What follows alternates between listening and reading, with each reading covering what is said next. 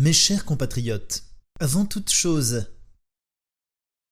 je vais vous expliquer pourquoi j'ai pris tout le monde de court et pour quelle raison je me précipite et vous parle ce soir en urgence. Grâce au couvre-feu que j'ai instauré, je sais que vous êtes nombreux à me regarder ce soir. Car grâce à tous les efforts que nous avons entrepris, vous n'avez plus rien d'autre à faire. En effet, si j'avais reporté mon discours de 24 heures, quelque chose me dit que personne ne m'aurait pris au sérieux.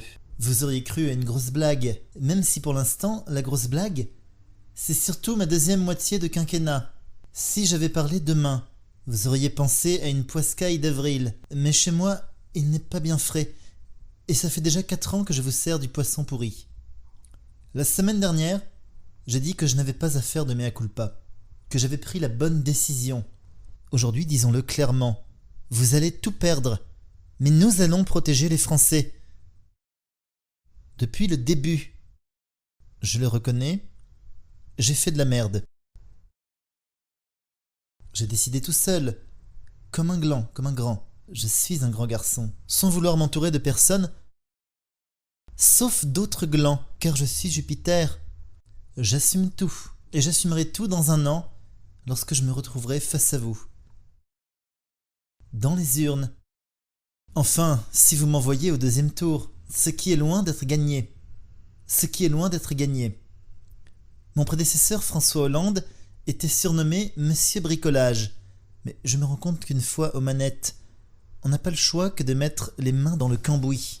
Et avec les outils dont je dispose, je suis contraint d'opérer un nouveau tour de vis. Je m'entends certains dire que ça va les rendre marteaux. Le freiner sans enfermer n'a pas marché.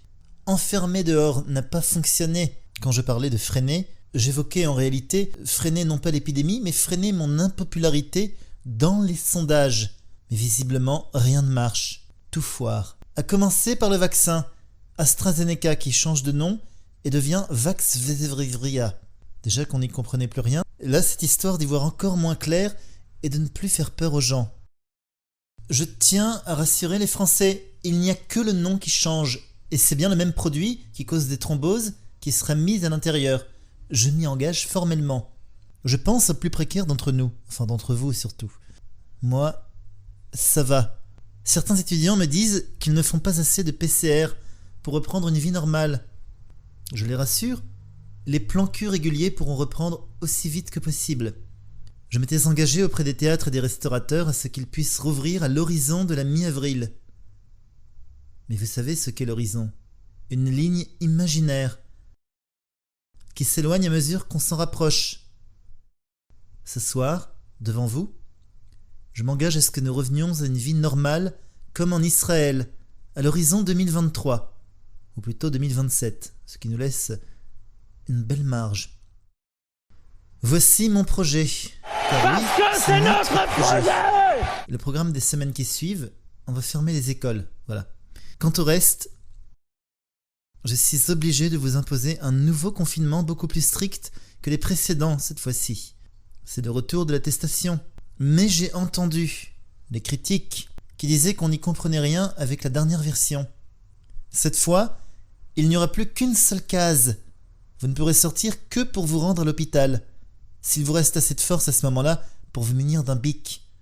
Pour le reste, ça se passera chez vous. Tout le monde se fera livrer les repas par Uber Eats. Même les vieux qui n'ont pas de smartphone. Démerdez-vous pour installer l'application. Appelez vos petits-enfants en visio. Je ne sais pas, mais démerdez-vous. Les contrevenants seront emmurés vivants, cloués par des planches de bois par des milices, comme ce qui s'était fait à Wuhan l'an passé. Mais au moins, eux s'en sont sortis. Voilà, mes chers compatriotes. Je regrette d'en arriver à de telles extrémités. Mais vous, le peuple, ne me laissez pas le choix. Vous êtes trop cons, patriotes. On m'a refusé de permettre l'ouverture des restos aux personnes négatives. Aussi, j'ai décidé de mettre en place un test négatif à la connerie. Toutes celles et ceux qui seront testés pas trop cons, réellement responsables, seront aptes à sortir. Tant pis pour les autres et pour Francis Lalanne. Lalanne batté. Vive la République, vive la France.